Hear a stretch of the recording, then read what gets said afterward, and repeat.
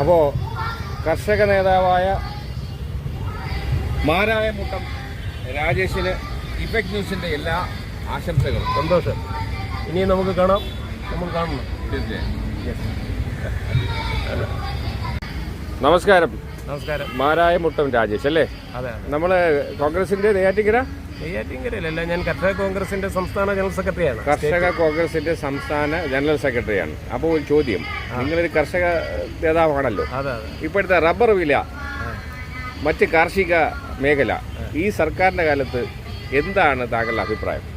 ഈ സർക്കാർ എന്ന് പറയുന്നത് തികച്ചും ഒരു കർഷകന്റെ പേര് പറയുകയും കർഷക തൊഴിലാളികളുടെ പേര് സർക്കാർ അത് പറച്ചിൽ മാത്രമല്ലാതെ പ്രവൃത്തിയിൽ കർഷകന്റെ നട്ടലൊടിക്കുന്ന തരത്തിലുള്ള പ്രവൃത്തികളും പെരുമാറ്റങ്ങളും മാത്രമേ ഈ ഇടതുപക്ഷ ഗവൺമെൻറ് ഈ കേരളത്തിലെ കർഷകനോട് കാണിച്ചിട്ടുള്ളൂ. നമുക്കറിയാമല്ലോ, നാളിതുവരെയായി രണ്ടാം പിണറായി സർക്കാർ കേരളത്തിൽ അധികാരത്തിൽ വന്നിട്ട് ഈ 7-8 വർഷമായല്ലോ. എന്താണ് കർഷകർക്ക് വേണ്ടി എടുത്തു പറയത്തക്ക ഈ ഗവൺമെൻറ് ഇവിടെ ചെയ്തിരിക്കുന്നത്? ഇത് ഒരു ഭാഗത്താണെങ്കിൽ കേന്ദ്ര ഗവൺമെൻറ്റിനെ നമുക്കെടുക്കാം. അവർക്കൊന്നും ഇവിടുത്തെ കർഷകനെയൊന്നുമല്ല, ഇവിടുത്തെ ഒരു സ്വകാര്യവൽക്കരിക്കുക, കോർപ്പറേറ്റീവ് ഭരണം നടത്തുക, കോർപ്പറേറ്റീവ് വൽക്കരണം ഈ രാജ്യത്ത് നടപ്പിൽ വരുത്താൻ വേണ്ടി അതിവേഗം നടപ്പിൽ വരുത്തുന്നതിലേക്ക് വേണ്ടിയിട്ടുള്ള പ്രവൃത്തികളാണ് കേരളത്തിലെ ഇടതുപക്ഷ ഗവൺമെൻറ് ദേശീയ BJP ഗവൺമെൻറ്റിൻ്റെ കൂടെ നിന്ന് ചെയ്യുന്നതെന്നാണ് എനിക്ക് പറയാനുള്ളത്. അല്ല, ഇതൊക്കെ ഇന്നത്തെ ഇലക്ഷനിൽ പ്രതിഫലിക്കുമോ? തീർച്ചയായിട്ടും. അതിന് പറയണോ, സാധാരണപ്പെട്ട കർഷകൻ ഇവിടെ മാറി വരുന്ന പ്രകൃതി ദുരന്തങ്ങൾ, അതോടൊപ്പം തന്നെ കാലാവസ്ഥാ വ്യതിയാനങ്ങൾ, ഇതെല്ലാം കേരളത്തിലെ കർഷകനെ മൊത്തത്തിൽ തകർത്തിട്ടുണ്ട്. ആ കർഷകൻ ജീവിക്കണോ മരിക്കണോ എന്നുള്ളൊരവസ്ഥയിലോട്ട് പോയി നിൽക്കുന്നു. നമുക്കറിയാം, ബിടെക്കും MTechും കഴിഞ്ഞിട്ടുള്ള ആളുകൾ തൊഴിലില്ലാതെ ഈ തെരുവീതിയിൽ തൊഴിലിന് വേണ്ടി കാത്തിരിക്കുന്ന ഒരവസ്ഥ. ആ അവസ്ഥയിൽ പോലും ഇവിടുത്തെ ബിടെക്കുകാരൻ MTechുകാരൻ പുതിയ കാർഷിക പ്രോജക്റ്റുകൾ എങ്ങനെ ഇംപ്ലിമെൻ്റ് ചെയ്ത് നടപ്പിൽ വരുത്താം, കൂട്ടമായിട്ടുള്ള വിദ്യാർത്ഥികളാണ് കാർഷിക മേഖലയിലോട്ട് കടന്നത്. പക്ഷേ എന്ത് ചെയ്യാം, സംസ്ഥാന ഗവൺമെൻറ്റിന് ഇവിടുത്തെ കാർഷിക മേഖലയെ സംരക്ഷിക്കുകയും ഇത്തരത്തിലുള്ള അതിന് പ്രചോദനം കൊടുക്കുകയും ചെയ്യുക എന്നുള്ളതല്ല അവരുടെ ആത്യന്തികമായ ലക്ഷ്യം. അവരൊരു കോർപ്പറേറ്റീവ് മുതലാളിത്ത സംവിധാനത്തിലോട്ട് മാറിക്കഴിഞ്ഞു. അതാണ് നമുക്കിവിടെ കാണാൻ കഴിഞ്ഞത്. നമ്മുടെ സന്ദീപ് വാര്യരുടെ കോൺഗ്രസിലേക്കുള്ള ചേക്കേറൽ എന്താണ് താങ്കളുടെ അഭിപ്രായം? അത് കാലഘട്ടത്തിൻ്റെ ഒരു പ്രത്യേകതയാണ്. കാരണം ഈ കാലഘട്ടത്തിൽ ഇന്നലെ വരെ കോൺഗ്രസിൽ നിന്ന് ആളുകൾ BJP പോവുകയും ഒരു ദുർബല നിമിഷത്തിൽ കോൺഗ്രസിൽ പല പാർട്ടികളിൽ നിന്ന് BJP ഉൾപ്പെടെ പാർട്ടികളിൽ നിന്ന് കോൺഗ്രസിൽ വരുന്നത് സാധാരണമാണ്. അതിനൊരു പാർവതീകരിച്ച് ഇവിടെ കാണേണ്ട കാര്യമില്ല. അദ്ദേഹത്തിന് ഇന്നലെ വരെ പിന്തുടർന്നത് ഒരു ലക്ഷ്യബോധമില്ലാത്ത, അല്ലെങ്കിൽ അതൊരു ശുഭസൂചകമല്ലാത്ത, അല്ലെങ്കിൽ ജനാധിപത്യത്തിന് സൂചന അല്ലാത്ത ഒരു സംവിധാനമാണെന്ന് അദ്ദേഹത്തിന് തോന്നി. ജനാധിപത്യവും മതേതരത്വവും ഒക്കെ ഇന്ത്യൻ നാഷണൽ കോൺഗ്രസിലൂടെ ഈ രാജ്യത്ത് നടപ്പിലാക്കാൻ കഴിയുമെന്ന് അദ്ദേഹത്തിന് തോന്നിയതുകൊണ്ട് ഒരു സുപ്രഭാതത്തിൽ അദ്ദേഹം എന്ത് ചെയ്തു, BJP ആയിട്ടുള്ള എല്ലാ ബന്ധങ്ങളും ഉപേക്ഷിച്ച് കോൺഗ്രസിൽ വന്നു. അത് നല്ലൊരു ലക്ഷണമല്ലേ? ഒരു ചെറുപ്പക്കാരൻ, അദ്ദേഹത്തിന് കേരളത്തിൽ ഒരുപാട് ഭാവിയുള്ള ഒരാളാണ്. അദ്ദേഹം ഇങ്ങനെ മതത്തിൻ്റെ തീവ്രത പറയുകയും മനുസ്മൃതിയുടെയും ചരിത്രമെന്നോ ചവച്ചു തുപ്പിയ ചാതുർവർണ്ണ വ്യവസ്ഥിതിയെ ഈ രാജ്യത്ത് മഹത്വവൽക്കരിക്കുന്ന സംഘപരിവാർ രാഷ്ട്രീയത്തിനെ പോലെയുള്ളതിനെ ഉപേക്ഷിക്കുക എന്ന് പറയുന്നത് ജനാധിപത്യത്തിന് മതേതരത്തിന് സൂചന നൽകുന്ന ഒന്നായിട്ടാണ് ഞാൻ കാണുന്നത്. അപ്പോൾ താങ്കളുടെ രാഷ്ട്രീയ ജീവിതം തുടങ്ങിയത് എങ്ങനെയാണ്? ഞാൻ എൻ്റെ വിദ്യാർത്ഥി ജീവിതത്തിലൂടെ കേരളത്തിലെ വിദ്യാർത്ഥി KSCയിലൂടെ കടന്നു വന്ന ആളാണ്. ഞാൻ ആദ്യം 5ാം ക്ലാസ്സിൽ ക്ലാസ് ലീഡറായി മത്സരിച്ചു, പിന്നെ സ്കൂൾ ലീഡറായി മത്സരിച്ചു, സ്കൂൾ ചെയർമാനായി മത്സരിച്ചു, ഇന്ത്യൻ യൂത്ത് കോൺഗ്രസിൻ്റെ തിരുവനന്തപുരം ജില്ലയുടെ ഉപാധ്യക്ഷനായിരുന്നു, KSC പ്രവർത്തകനായിരുന്നു, ഇപ്പോൾ കർഷക കോൺഗ്രസിൻ്റെ സംസ്ഥാന ജനറൽ സെക്രട്ടറിയാണ്. പാർട്ടിയുടെ എല്ലാ സമസ്ത മേഖലയിലും ഒരു എളിയ പ്രവർത്തകനായി ഇന്ത്യയുടെ ജനാധിപത്യം, മതേതരത്വം, ആ ഒരു മതേതരത്വ കാഴ്ചപ്പാടോടുകൂടെ പ്രവർത്തിക്കുന്ന ഒരു കോൺഗ്രസിൻ്റെ എളിയ പ്രവർത്തകനാണ് ഞാൻ. മൂന്നാമത് പിണറായി വരുമോ, അതോ VD സതീശൻ്റെ നേതൃത്വത്തിലുള്ള മന്ത്രിസഭ വരുമോ? താങ്കളുടെ പ്രതീക്ഷ എന്താണ്? തീർച്ചയായിട്ടും ഇന്ത്യൻ നാഷണൽ കോൺഗ്രസ് ഇന്ന് തെരഞ്ഞെടുപ്പ് നടത്തിയാൽ, നമ്മൾ കണ്ടതല്ലേ പാലക്കാട് ഒരു ഉപതെരഞ്ഞെടുപ്പ് വരുന്നു.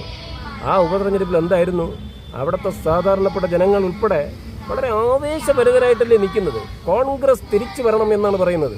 അപ്പോൾ അത് ഒരു ഷാഫി പറമ്പിലോ അല്ലെങ്കിൽ ഒരു മാങ്കൂട്ടോ അല്ല.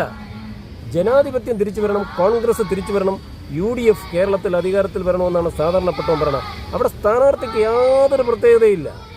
അവിടെ ഉള്ളത് തിരിച്ച് കോൺഗ്രസ് കേരളത്തിൽ അധികാരത്തിൽ വരണം. അതുകൊണ്ടാണല്ലോ സന്ദീപ് വാര്യർ ഉൾപ്പെടെയുള്ള ഇന്നലെ വരെ BJPയുടെ ഏറ്റവും ഉന്നതനായി നിന്ന ഒരാൾ ചാനൽ ചർച്ചകളിലൊക്കെ നമ്മൾ കണ്ടിട്ടില്ലേ, കോൺഗ്രസിനെ എന്തുമാത്രം വിമർശിക്കുകയാണ് ചെയ്തത്. പക്ഷേ എന്ത് ചെയ്യാം, അദ്ദേഹം വളരെ പെട്ടെന്ന് തന്നെ കോൺഗ്രസിൻ്റെ പാളയത്തിൽ വരികയും കോൺഗ്രസിന് വേണ്ടി അദ്ദേഹം റോഡിലിറങ്ങുകയും പ്രവർത്തിക്കുകയും ചെയ്യുന്നു. യാതൊരു സ്ഥാനമാനങ്ങളും അദ്ദേഹം ചോദിച്ചില്ലല്ലോ. അപ്പോൾ കോൺഗ്രസ് ഈ രാജ്യത്ത് തിരിച്ചു വരണം എന്ന് ഒരു BJPയുടെ നേതൃത്വത്തിൽ ഇരിക്കുന്ന ഒരു നേതാവിന് തോന്നിയിട്ടുണ്ടെങ്കിൽ അത് നിങ്ങളെപ്പോലുള്ള ഒരാൾ അത് ഏത് നിലയിൽ നോക്കിക്കാണണം. അങ്ങനെ ഒരു ചോദ്യം തന്നെയും അസ്ഥാനത്തായിപ്പോയി. കോൺഗ്രസ് കേരളത്തിൽ തിരിച്ചു വരും, അതിശക്തമായി തിരിച്ചു വരും. തിരിച്ചു വന്നാൽ മുഖ്യമന്ത്രി ആരായിരിക്കും? രമേശ് ചെന്നിത്തലയാണോ, സുധാകരനാകാമോ, അതോ BD സതീശനോ? വർഷം കിടക്കുന്നില്ലേ? പാർട്ടി ഒരു ഉപതെരഞ്ഞെടുപ്പിനെ നേരിടുകയല്ലേ ചെയ്യുന്നത്. ഇനി പാർട്ടിയുടെ അടിത്തട്ടിലുള്ള കമ്മിറ്റികൾ കൂടും. ബ്ലോക്ക് തല കമ്മിറ്റികൾ, ജില്ലാതല കമ്മിറ്റികൾ, സംസ്ഥാനതല കമ്മിറ്റികൾ, അതിൻ്റെ ഉന്നതതല നേതാക്കൾ അവരെല്ലാം കൂടി ഒരു കൂടിയാലോചന നടത്തി ഒരു തീരുമാനമെടുക്കും. അത് ദേശീയ നേതൃത്വം, ഈ പാർട്ടിയുടെ അവസാന വാക്കെന്ന് പറയുന്നത് AICC ആണ്. AICC എന്ത് പറയുമോ അത് ഇവിടുത്തെ പാർട്ടി പ്രവർത്തകൻ അംഗീകരിക്കും എന്നുള്ളതാണല്ലോ നമ്മൾ കണ്ടില്ലേ. മാങ്കൂട്ടത്തിനെ അവസാനം AICC നേതൃത്വം പറഞ്ഞു സ്ഥാനാർത്ഥിയാക്കി. അദ്ദേഹത്തിൻ്റെ പിന്നിൽ നമ്മുടെ കോൺഗ്രസ് പ്രവർത്തകർ ഒന്നടങ്കം, കേരളത്തിലെ പ്രവർത്തകർ ഒന്നടങ്കം അണിനിരന്നു. അദ്ദേഹം വൻപിച്ച ഭൂരിപക്ഷത്തിൽ കേരളത്തിൽ ജയിച്ചു. അപ്പോൾ എന്തായാലും സംസ്ഥാനത്തിൻ്റെ വിശേഷം ഇതാണ്. അപ്പോൾ അങ്ങനെയാണെങ്കിൽ കേന്ദ്രത്തെക്കുറിച്ച് എന്താണ് അഭിപ്രായം? കേന്ദ്രം എന്താണ് നമുക്കറിയില്ലേ.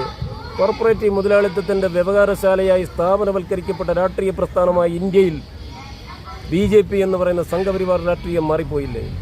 സ്വദേശി ജാഗരൺ മഞ്ച് മാത്രം പറയുന്ന ഇന്ത്യയിലെ സംഘപരിവാർ രാഷ്ട്രീയം എവിടെ പോയി നിൽക്കുന്നു? ഇന്ത്യയിലെ നവരത്ന കമ്പനികളെ മൊത്തത്തിൽ കോർപ്പറേറ്റീവൽക്കരണം നടത്തിയത് ആരാണ്? കോൺഗ്രസ് ആണോ? ഇടതുപക്ഷ പ്രസ്ഥാനങ്ങളാണോ? അല്ലല്ലോ, RSS അല്ലേ. അവർ മുമ്പോട്ട് വെച്ചത് എന്താണ്? സ്വദേശി ജാഗരൺ മഞ്ച്. എത്ര മനോഹരമായിട്ടുള്ള വാക്കുകൾ. അവരുടെ പ്രവർത്തികൾ എന്താണ്?